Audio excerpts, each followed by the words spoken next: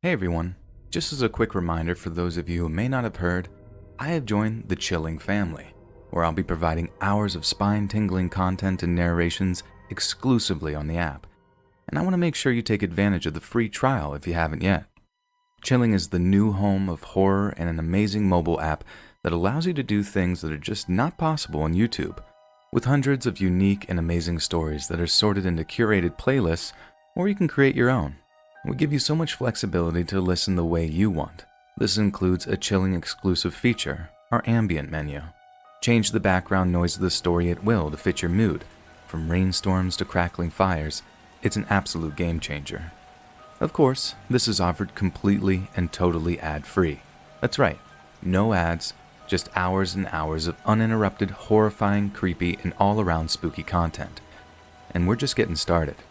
Not only are we adding hours of new content every week, but we're soon going to expand into classic novels and audio series. Original video content is also in the works, and we feel we're really building something special here. I couldn't be more excited to have the opportunity to be a part of this journey, and I hope you can join us. Download Chilling now and start your free trial today. Then keep the scares rolling with hours of continually expanded and exclusive content at your fingertips, ad-free, for $2.99 a month. Click the link in the description below or simply search Chilling in the App Store.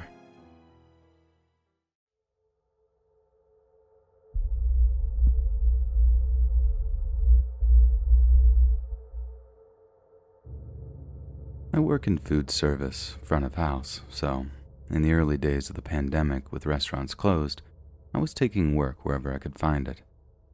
An old friend clued me into a medical office that needed someone to come in and do a bit of light filing.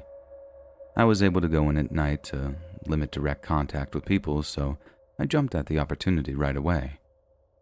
Ironically, the medical office job had been the safest gig I'd been offered thus far, COVID-wise. I wanted to avoid the bus if I could due to crowds, so I decided to swing for a rideshare app. It's not all that expensive in my area, and I really didn't want a virus. I headed in at almost 3 a.m. because it was after the cleaning crew had left. I was kicking myself for being so cautious though because I was exhausted. I stumbled onto the block looking for my ride and, to my tired self's great relief, the car spotted me almost immediately and pulled up asking, "Uber?"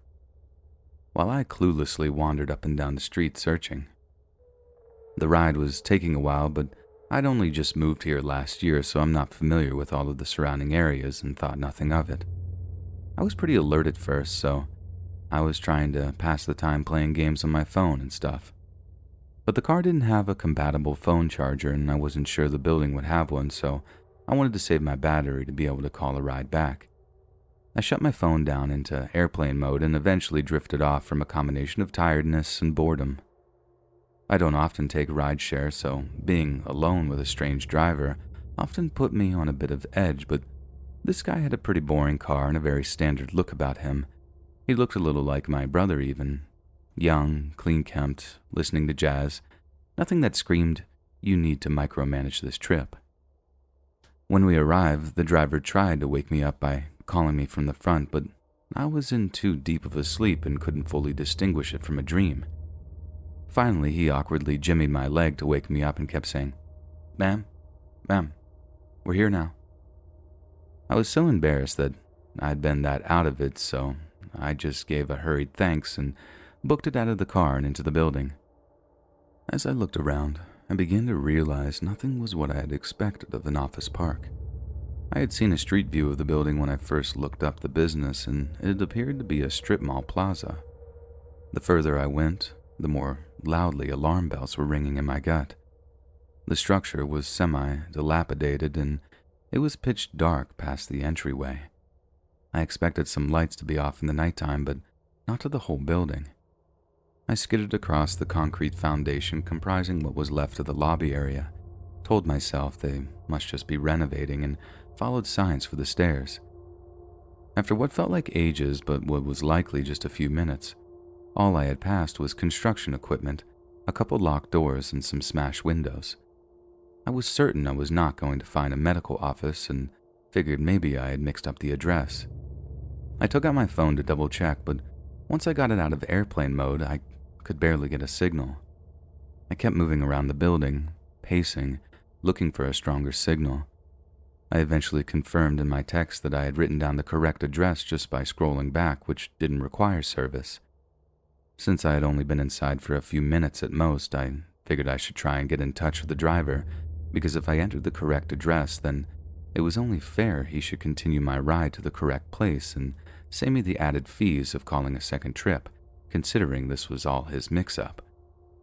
The app was taking forever to load with my slow service, but before I could get to a cloud of reception, I heard a rustling sound in the lower level of the building. It was on the top floor, and the only stairwell I was aware of was the one I had taken up. So, this would force me into the middle of the building. There was no way to exit the situation without encountering whoever was downstairs. In an abandoned building in the late hours of the night, I figured the chances were high that it was a tweaker, and I had no desire to try slipping past a tweaker, especially when it was late enough that they were probably on something, jumpy and on edge. I tried to get a text out to a group of friends with my address and a request to call 911 to help get me from the property, because I didn't feel safe walking in that neighborhood at night and didn't have enough reception to call a new ride. But the message wasn't sending. Reception was too weak. So I gave up on getting my phone going and started checking for another stairwell, or even window with balconies or dumpsters that could be used to exit the second floor at a last resort, in the event whoever was downstairs came upstairs. I scrambled over to a door with a stairs sign on it, but the stairs were completely dilapidated and it was essentially just a straight drop down to the first floor. At that point, the worst-case scenario began to unfold. I heard whoever was downstairs begin making their way up the stairs. I thought fast and figured based on my walk about the floor was basically a giant loop, so I would have to wait for whoever this was to come up the stairs, wait for them to come all the way up, and then sprint the opposite direction of wherever they were going to try to get down the stairs and out of the building in time to make it to the road without encountering them. I was not anticipating being chased or anything, but didn't want to anger a druggie or have a homeless person who might be living there feel as though I'd trespass and become hostile towards me, or have any sort of interaction that could possibly occur at that hour in an abandoned industrial park. I held my breath for what felt like 5 minutes, but was likely closer to just 30 seconds, and the person appeared at the top of the stairs. To my great relief, it was just the Uber driver. I figured he had come back for me, realizing he had left me in the wrong spot, a place that could have worked out to be dangerous. So I came out from the beam I was hidden behind and started to wave him down. But then I processed. There was no way for him to realize this had been the wrong address. My stomach lurched forward and my blood chilled to slush. I made eye contact with him very briefly, and he was completely calm and composed, but breathing pretty heavily and blocking the stairwell down. On a normal, rational day, as an outside observer, I could think of a dozen innocent reasons he might have returned, but in the moment, standing across from him, I just knew in my gut that this was someone with ill intent. I can't remember much from the ensuing few minutes. Operating solely on muscle memory and instinct, I Superman dove from the second stairwell's opening and just let myself fall down the drop. Thankfully, I don't think he'd seen where I'd gone at first, and thought that I was in too much pain to know it then. Plenty was bruised, but nothing was completely broken. I scrambled up and threw myself at anything that seemed like it could be the door. It was too dark to tell. I was disoriented from the fall, and I wasn't in a calm enough mindset to think to use my phone's flashlight. Plus, in hindsight, some part of me probably knew it would call too much attention to my location. Just before I was able to reach the door, it flew open with a blinding light beaming straight into my eyes. My first thought, though not totally coherent, was, there's another one of these guys. And I stumbled backwards, trying to find something to hide behind. Before I could, a voice called out, "All right, this is the police department. Everyone on your knees and get your hands in the air." I didn't believe it was the police at first.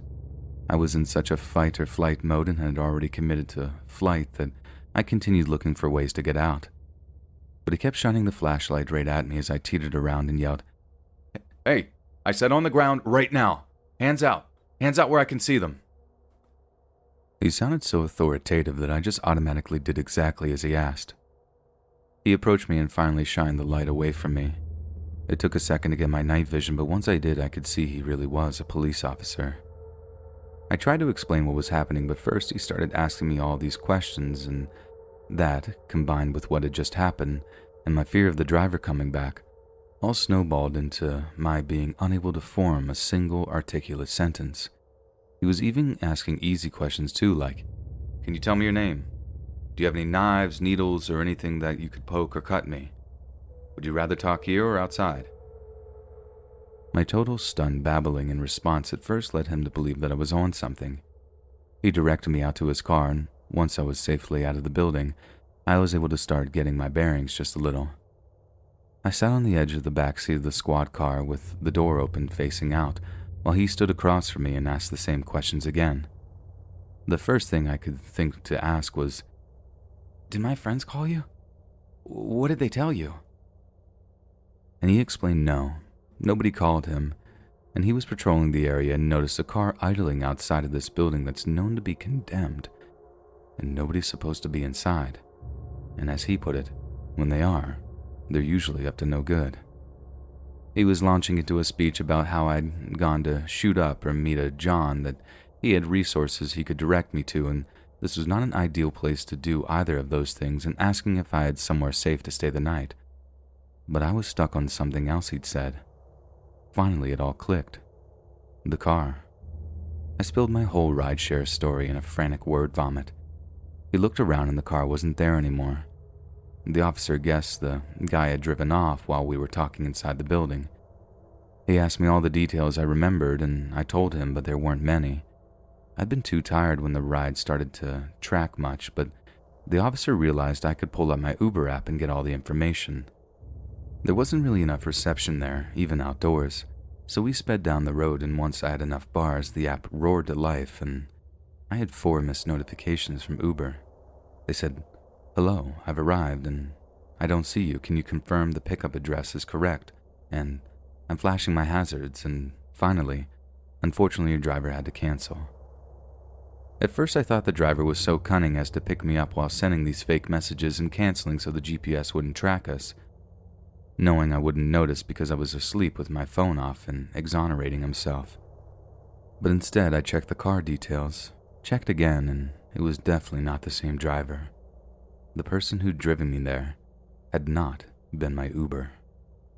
The driver was somewhere else on the street when this guy pulled up to me. The policeman took my statement and said that they would keep an eye out for the guy, but the best I could give them to go off of was basically a young-looking Caucasian male with brown hair, sideburns, goatee, and 4-door sedan, wearing a zip-up sweatshirt, maybe had a hood, which is like 1 out of every 4 guys in the city. I feel so blessed to have survived this near miss. Suffice it to say, I do not take rideshare services anymore. Quadruple check your license plate and driver name. You just truly never know.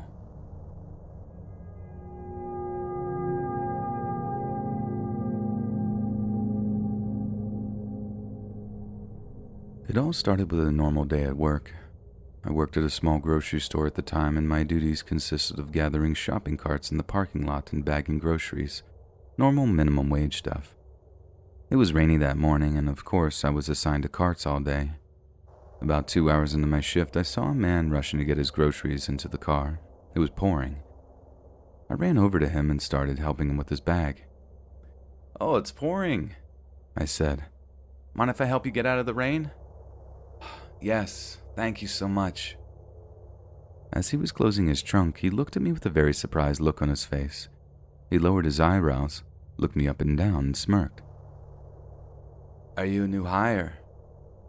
"No, I've been here a couple of months." "Oh, you're very pretty," he said in a very sensual tone. "Thank you. Have a good day." I shut it down. I was not interested. And as I was walking back to the store to hide until he left, I could feel him watching me while I walked away. Nevertheless, I continued to work, not really thinking about it. After my lunch, I was at the register bagging groceries, and I noticed that same man from earlier walk in. I pretended I didn't see him and just kept bagging. He came up to the register and got a single chocolate bar. I didn't give him a bag. He stands towering over me and says, "Aren't you going to bag my item?" "Oh, sorry, I didn't know you wanted a bag for one thing." I put his chocolate bar in a bag and told him to have a good day. "When are you off work, sweetheart?" Man, I'm not comfortable giving that information out." He returned with, "That's okay. You've been here what, 5 hours? You probably get off around 6 or 7, right?" He smiled, winked at me, and walked away. Disgusted, I went to my manager and told her what happened. She told me not to work that lot anymore and to ask someone to walk me to my car. So by the end of my shift, I made a male coworker walk me to my truck and we scanned the parking lot, looking for this man's car. I didn't see him, so my coworker went back inside and I started my truck. I called my mom to tell her about what happened, and once she answered, I left the parking lot. Literally the second I turned onto the road, I saw his car pull onto the road behind me.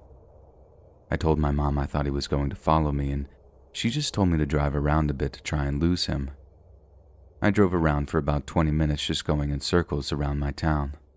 I hit a red light and he pulled up next to me and started yelling something to me out his open window. I, of course, pretended he wasn't there, but I could still hear what he was saying. "You would bear some good kids for me. You'd make a great slave for me, little lady." He then started being very explicit about what he was going to do to me if he caught me. I told my mom I was going to call 911, and if I wasn't home in an hour, then call the police. While I was trying to dial 911, the man speeds ahead of my truck and starts brake checking me. Frantic, I wait for the closest intersection and turn up the block. My phone fell under my seat while I was turning, so I decided to go to the nearest open establishment and run in and hide and have someone else call 911. The closest open business I could find was a convenience store at a gas station. I pull in, park, and run for my life into the store. I tell the clerk what's happening and she takes me to the break room and locks me in there. While processing that I might have survived this ordeal, I hear the doors of the storefront start violently rattling, and before I knew it, the clerk was locking herself in the break room too. She was on the phone with the police and they were on their way. We were silent, cowering in a dark room, and I found myself feeling guilty for wrapping another woman into our worst fear. My thoughts were racing through what I had said to him. Did I lead him on? No, I just told him to have a good day. Has he been following me for longer than tonight? How did he know what car I drive? Are the police going to get here in time? Are we going to die? Finally, the small room is illuminated with red and blue lights from the crack under the door. We hear a voice over the intercom tell us it's safe to come out. Shaking, the clerk takes out her keys and opens the door. We walk out and give our statements. After the police leave, I turn to my unexpected savior and profusely thank her. We cry, hug, and she walks me to my car. The next night I went back and brought her some food and an Amazon gift card. I've been in a near-fatal car accident, 10 feet away from a mountain lion in the wild, and I am a survivor of assault. I can tell you, reader, with total honesty, I thought that was the end of my line.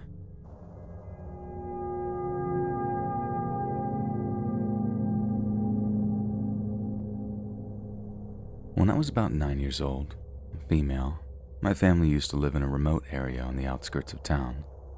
Considering the location of the suburb, that area was surrounded by warehouses and such. At the time, my family did not have a phone in the house, and neither did our neighbors. There were no cell phones back then, or they were a luxury and not everyone could afford one. This took place in the end of the 90s. So if I needed to call my mom while she was at work, I had to either go to my dad's work or a company next to his, which was closer, to make a phone call. My dad's work was a relatively short walk from our house, probably about 30 minutes or less. My dad was working at a huge unloading dock for metallurgical and natural resources shipments. In order to get to my dad's work, I had to walk past another adjacent company just like the one where my dad was working. I will call that Docks 2. My dad's work, as well as Doc's too, had a sort of watchtower. It is just a cabin mounted at the top of a tall platform, and you need to go up a decent amount of stairs to get to the top. There was always a guard inside overseeing the whole yard from the top during the day and night to make sure no one is in danger and there's no break-ins. The phones were located only on-site watchtowers at the time. Docks too were much closer to our house, about a 10 minutes walk. Now one day, as I've done many times before, I went to the docks too to make a call. I climbed the stairs, knocked on the door, and was welcomed in by a guard I used to see quite often and knew well. However, that day he wasn't alone. There was a new guy, 28 at the time, and he was there. Apparently he was a new employee hired to work shifts. He was this very tanned white guy, always wearing military-style outfits. I was just an average-looking child, exactly my age. My hair was very blonde, which made my cheeks always appear rosy red and give me even more childish appearance. When the new guy saw me that day, he wouldn't take his eyes off me. As soon as I was about to finish my call with my mom, it's just one room so everyone can hear my conversation with her, the new guy went outside to smoke. When I came out, he smiled at me and asked me what my name is and whether I came there often to make calls. I don't remember what I said, but I felt very shy because he was just staring deeply into my eyes. I'll just call him the creep. Fast forward, and I came to that tower again to make a call. And there he was again, but that time he was alone. I spoke to my mom, and as I was about to leave, he asked if I wanted any tea, to which I refused. He then proceeded to ask how my school was going and things like that. He offered to help me with my homework.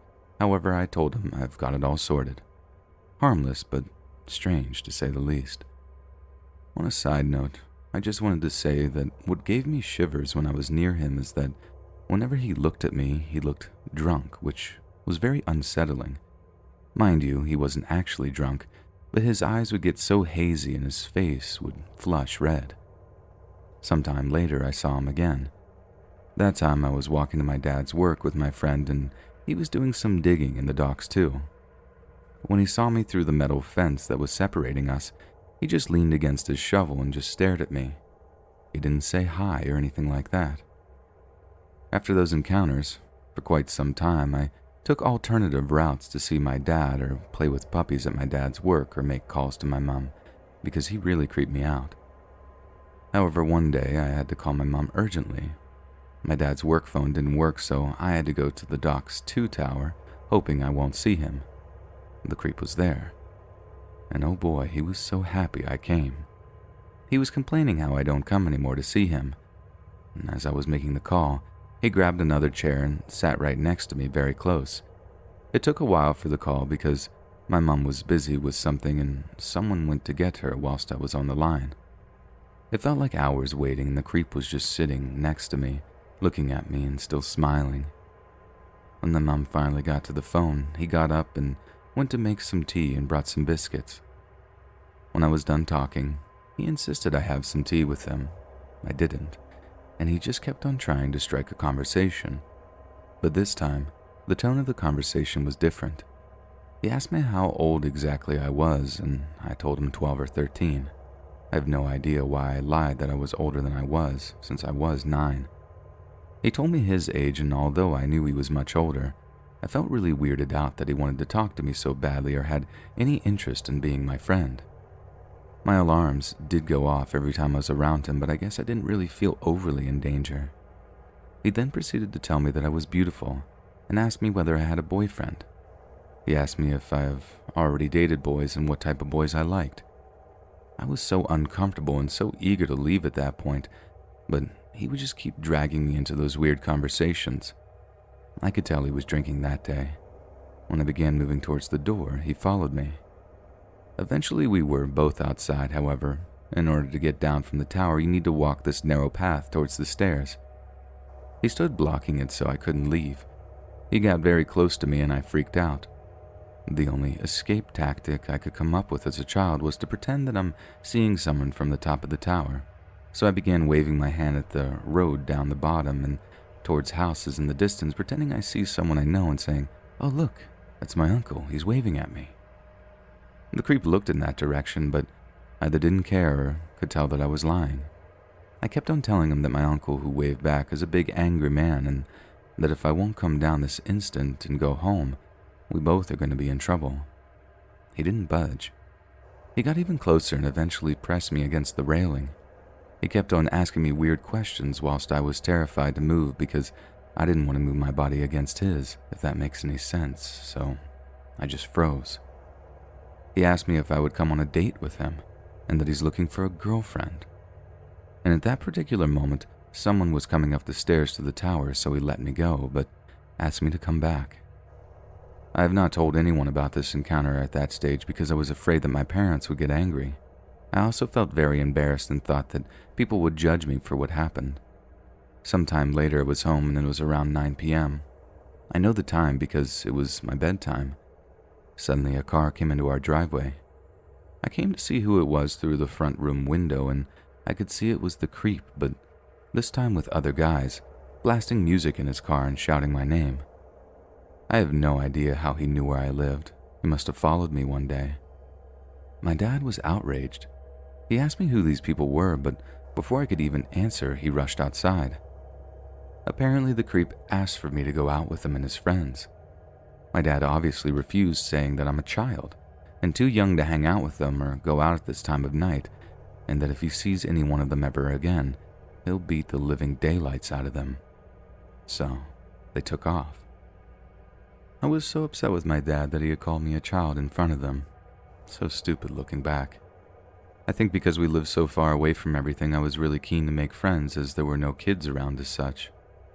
For a while after that, I hadn't seen the creep or heard of him. A significant time later, I was walking to my dad's work again, and I've completely forgotten about that guy. He was working in the docks too with his friends, maybe those that came with him that night in the car, or maybe these were just his coworkers. I got scared when I saw him and even thought he shouted hi, and I pretended not to know him. He said something to his friends, and I remember so clearly how one of his friends exclaimed loudly, "Her?" I guess he had told them about me or his interest in me, but no one had expected me to be a child. I looked at the guy that exclaimed. He was staring at me in utter disbelief. He must have been 20 to 25, I think, and the creep was saying something to him. His friends screamed to him, "Have you lost your mind?" Clearly the creep didn't see me as a child like everyone else did. Fast forward again, maybe half a year later. One day I'm home alone in the evening waiting for my parents to come home from work. We lived in a very safe community, so sometimes I'd be home by myself for a little bit after school till my parents got home. I was playing a game whereby I was a singer. I had this sort of makeshift stage created in the living room, and I was performing in front of the chairs, pretending the chairs were filled with a live audience. It was pitch black outside. At some point during my performance, I see someone staring at me through the living room window. That person must have been crouching down, as only the top of their face could be seen from the bottom. As soon as that person realized I saw them, they ran away. I was so embarrassed that someone saw me performing, and scared and shocked at the same time, that I was literally glued to the floor. I don't know whether that was him. Our dog didn't react at all, maybe because music was playing very loud. I was scared to go outside the house to check, but peered through the window. However, no one was there. That person had to climb over a wooden fence to get to our living room window. I told my parents about it. I've also asked my friend whether it was him who had came around, but he said it wasn't him. I don't know if my friend felt shy to admit he was watching me or whether it actually was that creep. But to finish up the story, one day I went to the docks too with my dad, as my dad needed something from there for work. I saw the old guard that I knew well and asked about that creep and was told that he doesn't work there anymore. I honestly don't know what happened to him, and I never told my parents to the extent of what happened.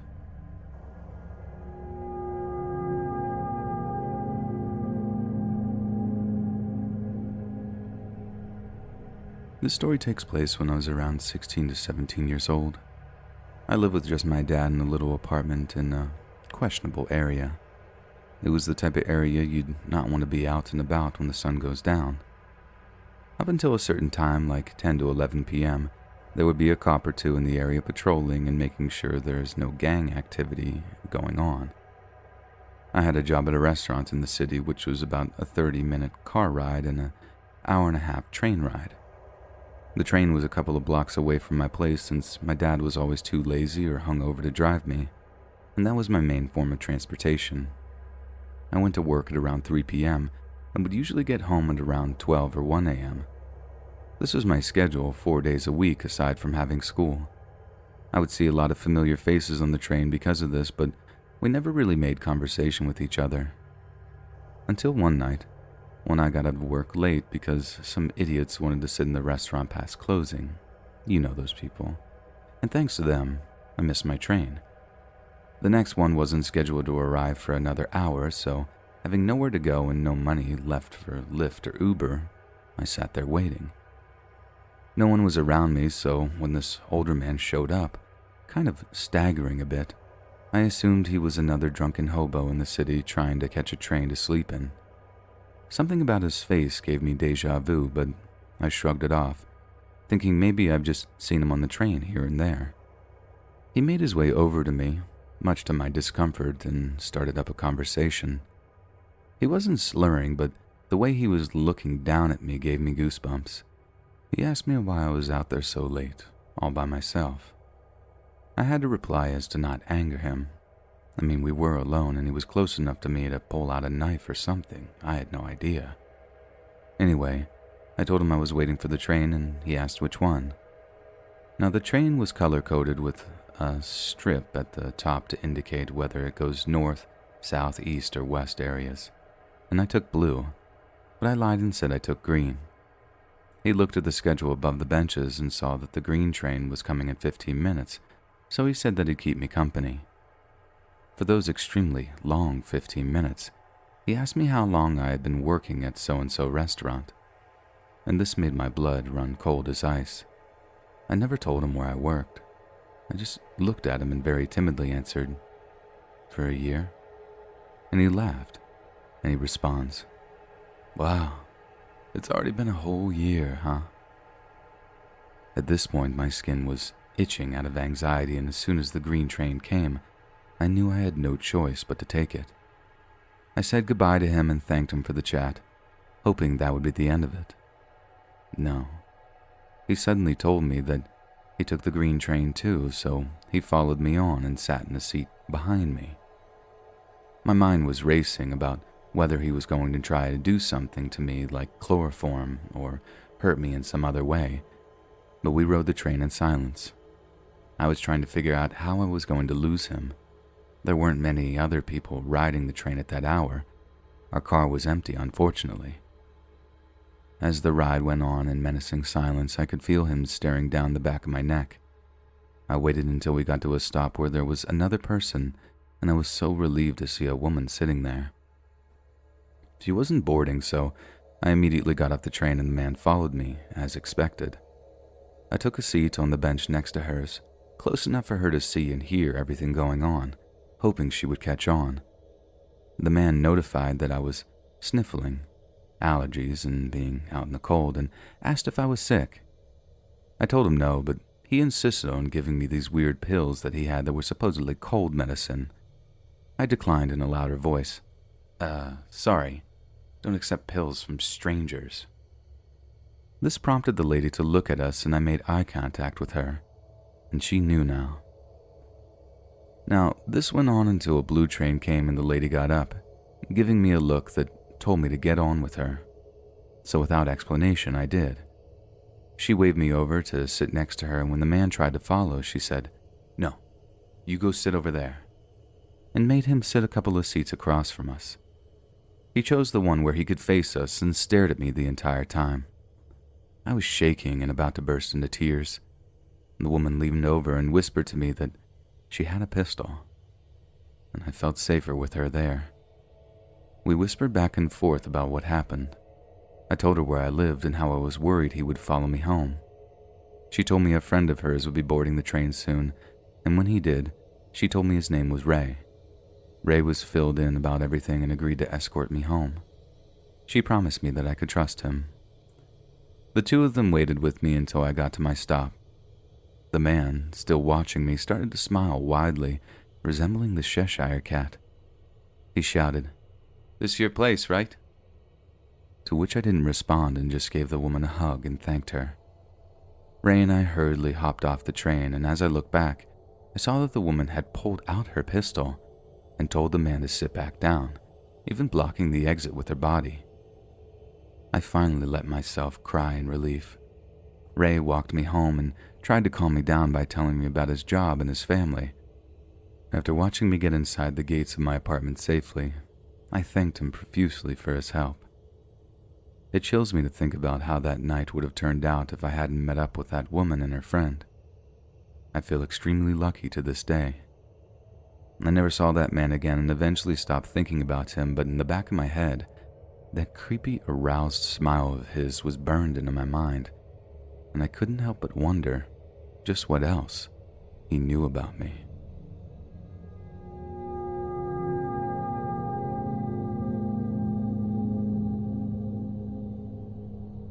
It's hard for me to write this out because it has only been a year since it stopped. It started in 2014 and it happened in my home country of Sweden when I went to an art school for a summer course as a form of daily activity. The people at this art school were some of the worst people I'd ever met, and that included me because I was kind of trash back then too. I was 21 years old and had little experience of the real world. I had gone 2 extra years of schooling because of switching majors and taking an extra year on my second choice, so I was literally on my first year of independence. I also had a light form of autism and didn't receive schooling until I was 12, which made me a bit more slowly developed mentally during high school. I'm all caught up now, but basically I was a 21-year-old with very little life experience. The people I met at the art school were not, let's say, the highest of achievers. They were some of the meanest and most terrible people I'd ever met. They treated each other and me awful, and as well as the teachers, but I was quite the little turd too. In fact, I feel like being around these people also made me worse. What started the stalking was an incident involving acrylic paint. It was going to be thrown away, so some of us took some of the paint so it wouldn't go to waste, and I finally took the remaining paint. Well, it's over, showed up. Her name was Anna, and this is how she introduced herself.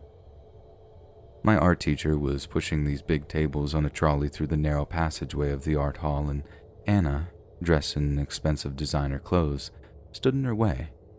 So my art teacher, not fearing anything, screams, "Move it." And Anna snaps towards her with this crazy look in her eyes and shouts, "Excuse me? Do you know who I am? I'm a famous woman." My art teacher, not impressed, responds with, "Okay, famous woman, move it." That was how we learned of Anna, the famous artist. She then proceeded to have all the terrible people in my class schmooze over her and treat her like a celebrity. But the real reason for being there was because of her paint. So, the great hunt began.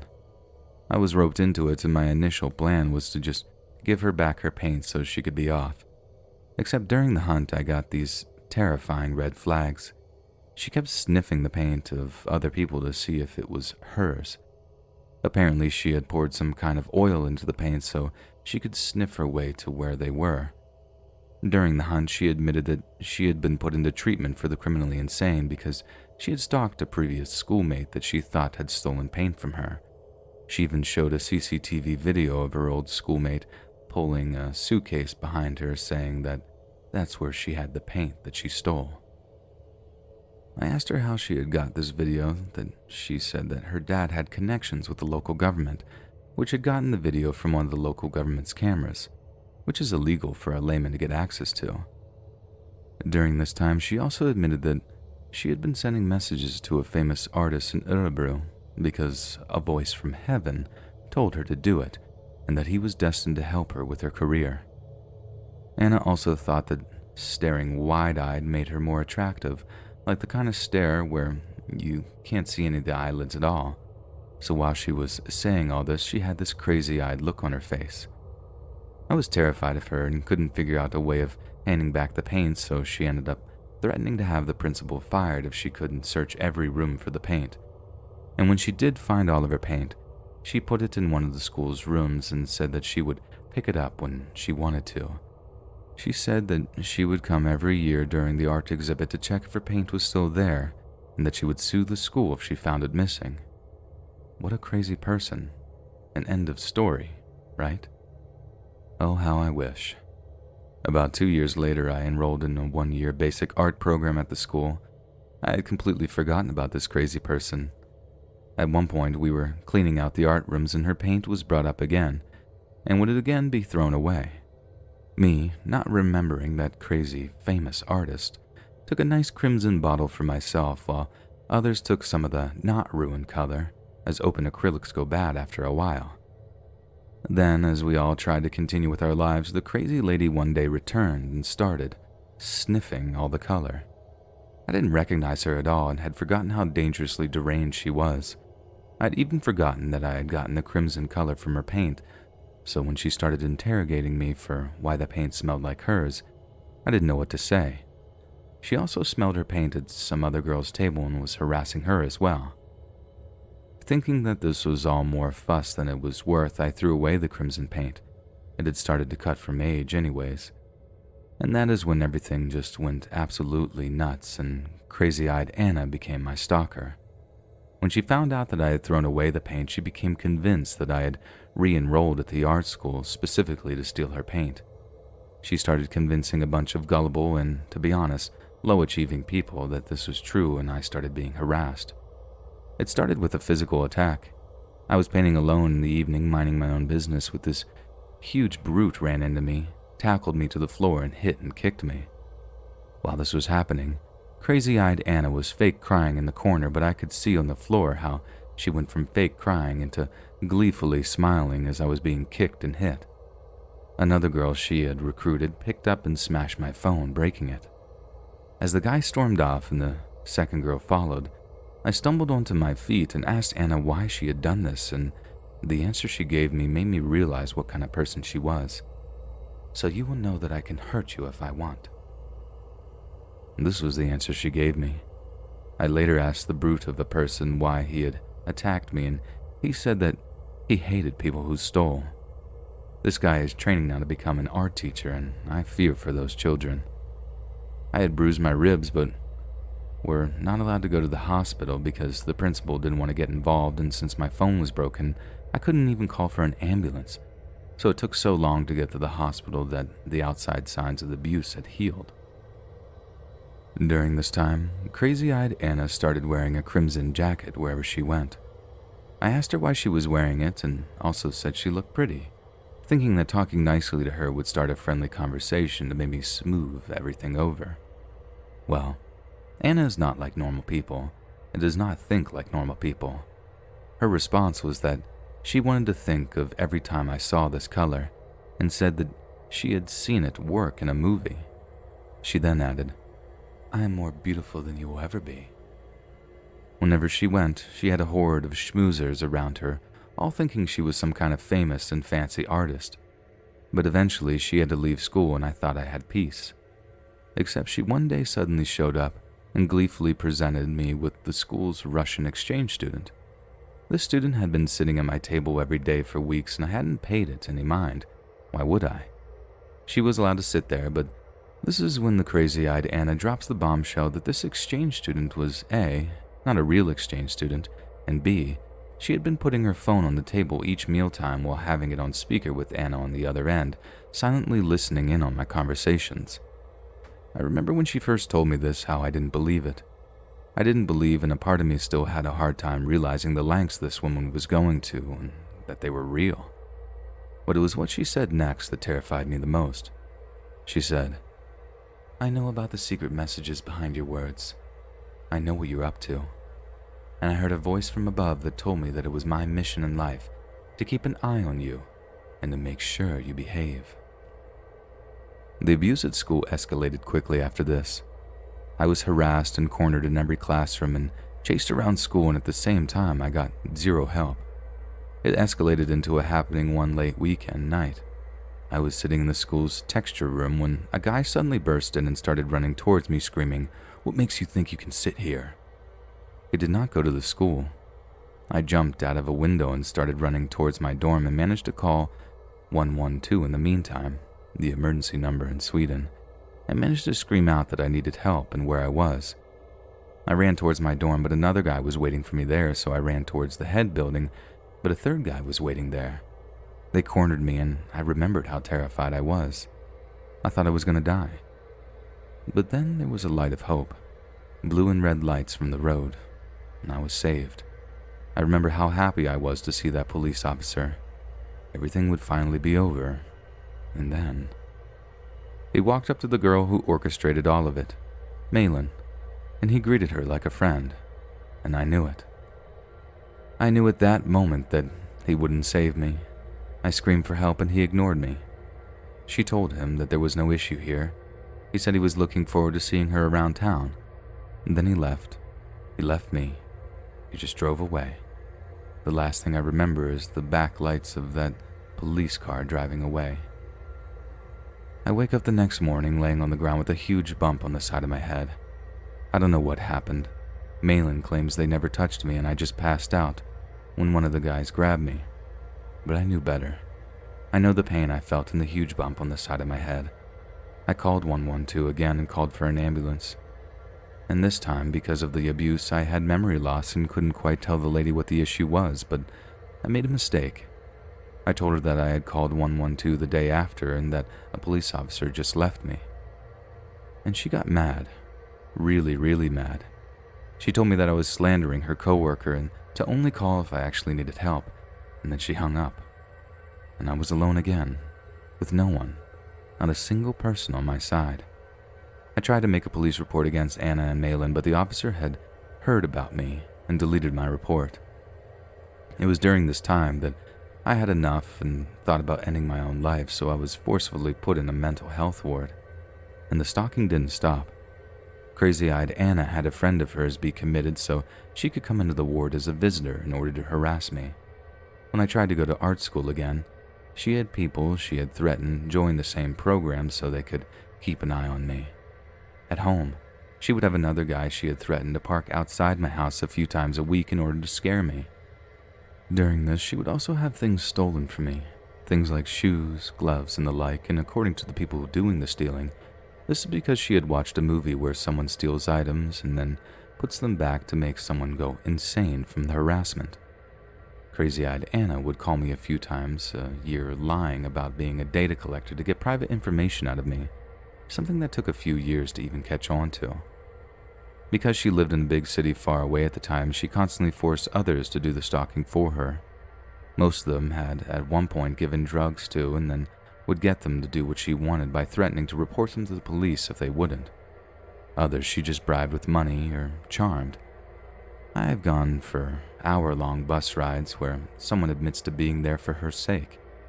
Most people are afraid of her because she won't leave them alone, and she will do to them what she does for me if they don't say yes to her.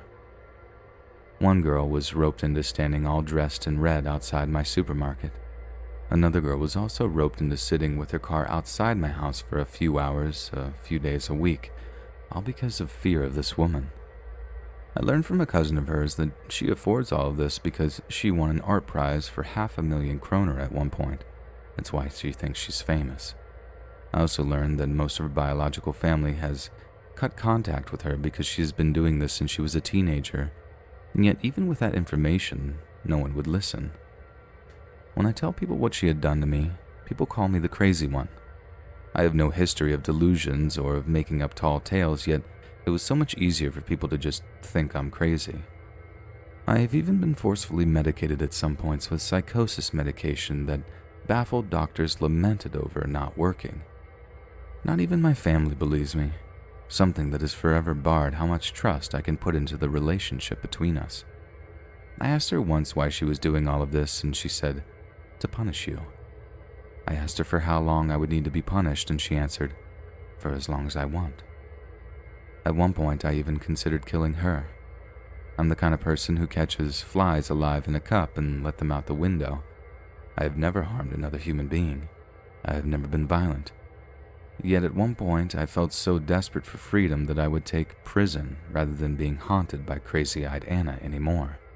I was more afraid of her than imprisonment. And then, it stopped. It just stopped. Still a year later, I don't know why it stopped.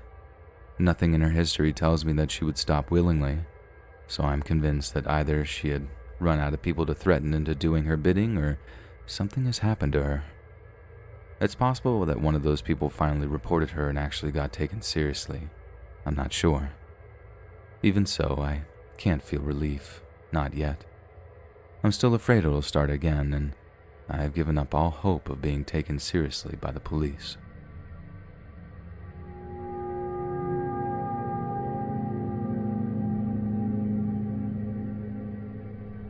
My dad and I live together in our own multi-family home in Germany.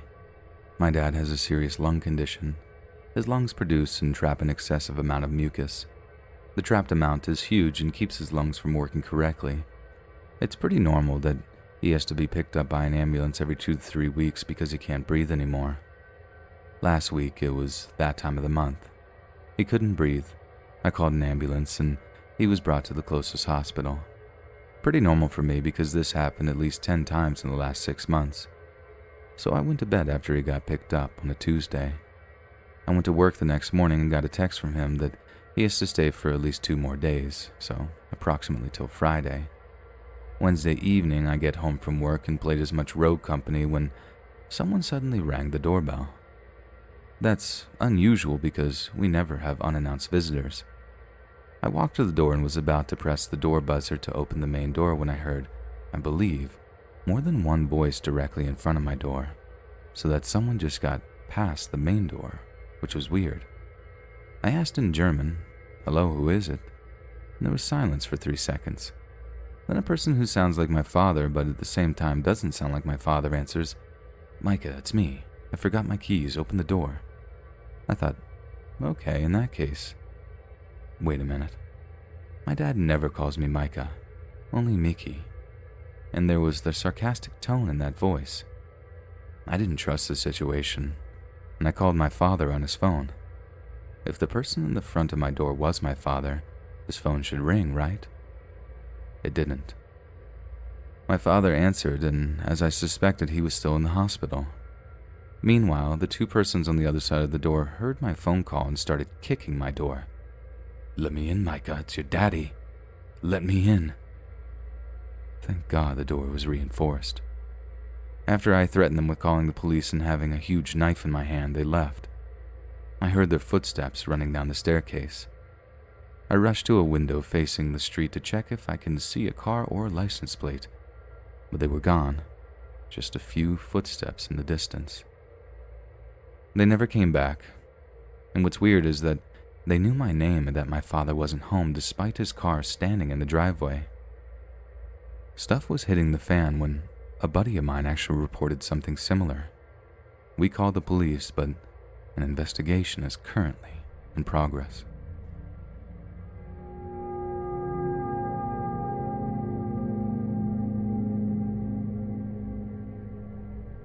For context, I'm a 25-year-old woman who is 3 months pregnant. The 2 people involved in this incident are myself and my brother-in-law, who is 19. For the sake of the story, I'll call him Jack.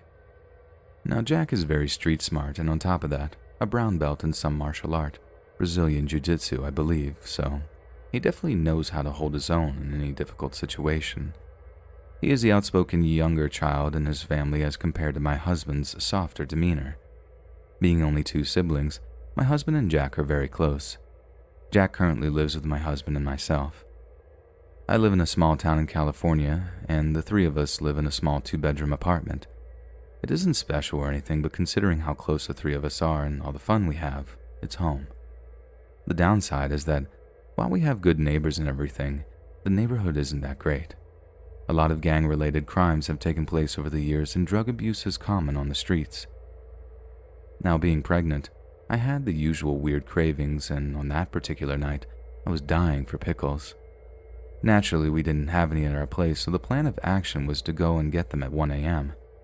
There is a commercial area about a 25-minute walk from our apartment complex with a huge Walmart. So, that is our go-to for anything we needed. My husband was away on a business trip for the weekend, so Jack was on my beck and call for everything. I told him about my craving and he got ready to leave right away. Not wanting to stay home at the time of night, I decided to go along with him. I figured the fresh air would be good for me and I felt like I could use a walk, so off we went. It was a bit chilly that night and naturally I didn't realize it, so I had to make do in a tank top and yoga pants. That is, until Jack gave me his jacket. We had a really pleasant walk all the way to the store, talking about everything and nothing and enjoying the walk in general. We got to Walmart at around 1:25 to 1:30 a.m. and spent around a half hour there. Since I frequently visit the store a lot, I'm friendly with a few of the employees working there, so I spent some time talking to them as well. I got my pickles and a few other groceries that needed restocking. I also got a few things off my maternity checklist in case I didn't forget to do so later. Jack got a few things that he needed, and saying our goodbyes, we left. I'll admit, I'm very naive, which I think is probably because of my sheltered upbringing. We were at the edge of the parking lot of the entire commercial area when we crossed a group of 4 greasy guys in their late 20s hanging around. I caught them staring, but since I had just started showing, I didn't make much of it. There weren't many cars around either since it was very late at night. Jack and I started our journey back once again, cracking jokes and messing around with each other. He made a joke about naming my baby after him if I had a son. We were just goofing around, and little did I know how quickly that would change. Only a few minutes into our walk back home, Jack's demeanor suddenly changed. Now, I've known Jack since he was 12, and I've always known him to be very laid back and carefree. His breathing became very erratic, and he was laughing way too loud at anything I was saying, and he was twirling around like he was dancing every few seconds. I thought he was just messing around with me as I'm a dance instructor, but something just wasn't right the way he was acting. He started laughing all of a sudden and said, "I dare you to shuffle sideways across the road to the other sidewalk." I thought this was a very weird request, but since I was in a good mood, I thought why not, and just went for it. Jack followed right next to me, doing a weird little dance which didn't really make any sense. I started to giggle at him when we started walking again on the other side of the road this time. Any signs of discomfort he was showing earlier had all disappeared, so I figured he only wanted to make our tedious walk home more entertaining. Okay, now back to our side of the road. I looked at him weirdly, and he had this wide grin on his face. Once again, I couldn't say no to him, so we did the same thing back. We both were laughing like crazy, and I was in an even better mood than earlier. This time, however, I noticed that same group of 4 guys walking about 30 yards behind us. I thought it was a bit strange, but didn't think of it as being too strange. Maybe they were just going home too, I thought. About 10 minutes had passed since we left Walmart, and we had arrived near a residential area. No apartment buildings, but typical Californian homes with large backyards, etc. This particular residential area was to our left, and for our apartment, we had to go straight for at least another 2 blocks. Now this is where it starts to get creepy and straight up terrifying. Instead of going straight like we were supposed to, Jack challenged me to a race. We turned left on the end of the block, run the length of houses, and come back. This is very strange. He was adamant about it, but there was something different this time. He still had that weird laugh going on, but his eyes told a different story. He looked desperate, as if he really wanted me to say yes. I noticed those guys were still strolling behind us, which at that point were alarm bells in my head. I agreed to race, and he gave me a head start. I could see those guys staring at us out of the corner of my eye. They just stopped, and were simply looking in our direction, making me feel very uneasy. Jack made a big show of counting down from 3, and we took off. Literally 5 seconds into our race, once we were out of sight, Jack put his hand over my mouth and dragged me to the house on our left and into the bushes. I was about to scold him for cheating when he hissed at me that we were being followed. The terrified look on his face was all I needed to see to know that he was right. I felt my heart sink down into my stomach. I could feel myself throwing up any second, and I had tears welling up. There was no time for any of that though, because we heard voices almost instantly. Jack pushed me further under the bushes, and he positioned himself right next to me, both of us pretty concealed by now. Sure enough, all 4 of them had turned left onto the street, and they just stood there looking around. The streetlights were fairly dim, so it was pretty dark. One of them said, "I didn't know these knocked-up hoes could run this fast." Another guy mentioned something about how he thought the kid was onto them. What he said next sent shivers up my spine. "I got my knife here for her. She can't resist what I say with a knife on her throat. We'll dump the kid somewhere. Don't worry about that, little mongrel." I could feel my throat closing up. It got difficult to breathe by the second, but it wasn't over yet. Their sort of leader decided to look around for us. They split up and the two of them came in our direction. My heart came all the way into my throat as I literally froze. The fear of getting caught was like ice running through my veins. One of them came up and stood right next to where we were hiding and started smoking a cigarette. The other three were nearby and they were going through the neighborhood looking for us. I was sure that the guy closest to us would find us as he was only a few steps away. Jack turned to look at me and I could see the fear in his face. He raised his finger to his mouth, signaling to be extra quiet. The smoker guy was pacing around us slowly. Luckily it was dark, so that played to our advantage. After what seemed like an eternity, but was actually only 30 minutes, they regrouped in the middle. One of them made a call, telling someone to bring the car around. Another 5 minutes had gone by when the car finally arrived and the men, all looking angry, drove off. It was too dark to clearly get to the number plate, but I made a mental note of the model and color of the car. We waited for a while before getting out from the undergrowth and brushed ourselves off. I couldn't hold it any longer and I burst into tears. Jack, too, with glistening eyes, hugged me, but he didn't for long. He wanted to get home as quickly as possible before those men had any chance of coming back. We got our grocery bags, which were all muddy now, and made our way back home. I felt like they would pull up behind us at any second. Luckily, though, we made it back without any further issues. I collapsed onto the couch the minute we entered and double-checked the locks. I was sobbing my eyes out and trying not to throw up. Jack was trying to keep it together, but I felt like he would start crying any minute as well. I honestly felt so stupid and ashamed. Here I was, 6 years older than my brother-in-law, who looks at me as the older sister he never had, and he was the one consoling me. We stayed that way for a while, and when he told me to get some rest, it was almost 3 a.m. I didn't have the mental capacity to do anything else, so I just went to my room and passed out on the bed. I had a load of missed calls when I woke up from my husband. Jack had called him and told him what had happened. He told me that he would be coming back that very day, which I was very happy about. I also told Jack how grateful I was for him being with me. We have since tried to move on from the real-life nightmare, but I still feel like something is bothering me. My apartment is on the 4th floor and has a clear view of the road outside. Now, I don't know if it's my mind playing tricks on me, but I'm fairly certain I've seen those guys coming and hanging around the apartment complex at night. I've also seen them driving slowly around in what I'm sure is the same car I saw that night. I never feared for my life or felt in any sort of danger the way I have these past few days. We filed a police report, but we haven't heard anything so far.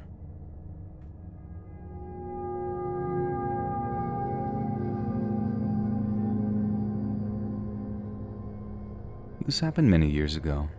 I was 8 or so at the time, and every day I would walk home from my elementary school. My house was a few miles down the road, so my mother thought it would be safe enough for me to walk by myself. It was a few months into the school year when it started happening. A beat-up looking Toyota would slow down enough for a couple of white guys that looked like they were in their mid to late 20s to follow me and yell insults. I was chubby back then, so they would call me fat and much more hurtful things. I always remember the driver. He looked to be the oldest of the bunch, with greasy blonde hair hanging down and partially covering his pimple-scarred face. They would follow me until I reached the gas station that was halfway along my journey home. Then they would speed off laughing loudly. For the first couple of weeks I didn't tell anyone, thinking that they would get tired of it, and they didn't. A full month passed before I told my mother about it. She, of course, was rightly concerned about me and asked me how long it had been going on for. When I told her a month, she grew even more concerned. Her being a single mom, she couldn't pick me up from school because she was at work all day. So her solution was to send my older brother to meet me halfway, thinking this would deter them. It didn't. Another 4 months went by with them continuing to follow me and throw insults. And suddenly, it stopped. A whole month went by without them driving by, and we thought everything was safe again. But we were wrong. Out of the blue, I saw the old beat-up Toyota heading down the road towards me. Only the driver was in the car this time. He slowed down the car, flung open the passenger door, and proceeded to yell for me to get into the car. I was so scared I couldn't even speak. I just shook my head no and tried to walk faster. He continued to follow me, demanding that I get into his car. I'll never forget the look on his face as he yelled at me. It was so full of rage. We finally got to the gas station that I made a break for it. I ran inside the gas station and up to the gas station attendant. I told him what was happening and he let me hide behind the counter. The driver pulled into the gas station, hopped out of the car and came in. He demanded that the gas station attendant tell him where I was, claiming I was his daughter, and I jumped out of his car. The gas station attendant glanced down at me and I shook my head wildly, mouthing that I didn't know this man. The gas station attendant said he didn't know what he was talking about and that he had to leave the store immediately. The driver began to yell wildly and started walking around the store looking for me. The gas station attendant said that he was going to call the police if the man didn't leave. The man turned to him and said something I'll never forget. "I'll get her, one way or another." The driver stormed out of the gas station and left. I sat there on the floor crying for what felt like hours. The gas station attendant called the police and had them come over. When the police arrived, the attendant told them what had happened. A police officer knelt down beside me and asked me my side of the story, and I told the officer everything. How him and a couple of others had been following me for months, how they would follow me and insult me, how they suddenly stopped, and how he had tried to get me into his car. I don't remember much afterwards other than them calling my mother and her meeting at our house. They took my mother's statement and they left. After that, my mother changed her work hours in order to come get me every day. For years, I lived in fear that that man with the greasy hair and pimple-scarred face would eventually get to me.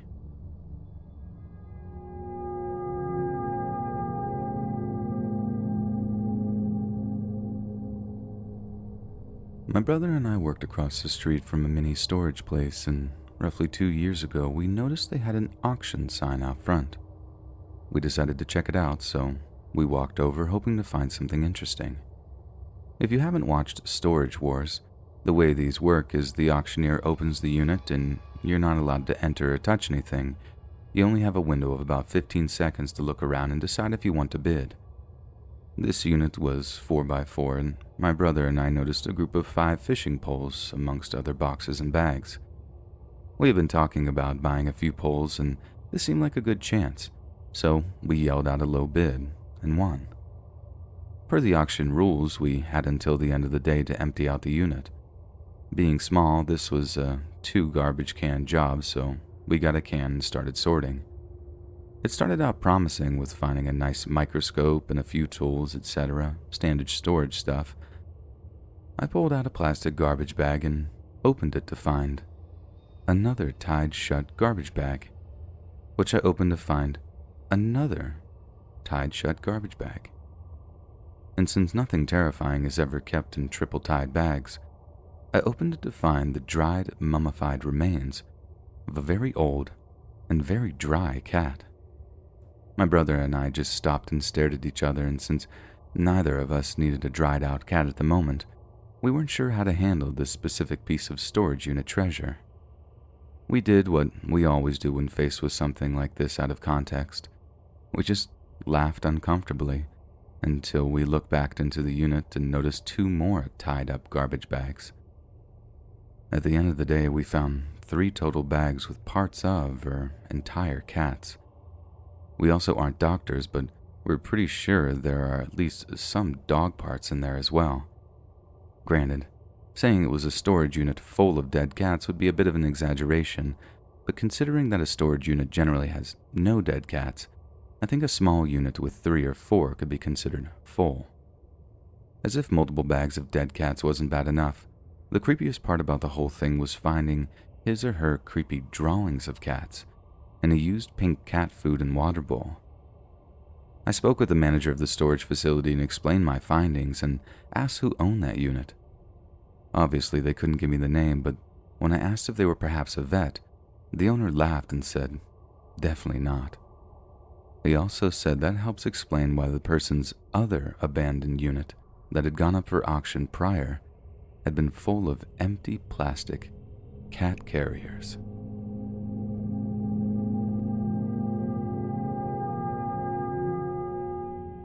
Last December, I fled an abusive relationship and crashed with my friend Amy. She lives in an upper-level duplex that's quite small, and I stayed there for a while with my cat and dog, which was a lot as she has a dog also. Next door to the duplex is an old 4-bedroom house that's owned by Mark, a friend of Amy's who lives abroad. The couple who was renting out Mark's place bought a house and moved out. They suggested to me that it would be a great place for me to stay while I continued my apartment search. I was absolutely elated and agreed immediately. Mine and Amy's dog could play every day, and we could still see each other all the time. I was excited at the opportunity and paid Mark a little rent, but mostly he just wanted to help me out with my situation and someone to house sit until he came home in May. I live in a very cold and snowy climate, so looking for a place in May is exponentially easier. Amy informed me the house had quirks and a creepy basement, and told me if I ever felt creeped out in there all alone, I could come back whenever. She lived in that house for a couple years, so I took her word for it. When one of the tenants showed me the place for the first time, I definitely felt something very off. I chalked it up to the weird layout, the draft, and the lack of sunlight in the rear of the house.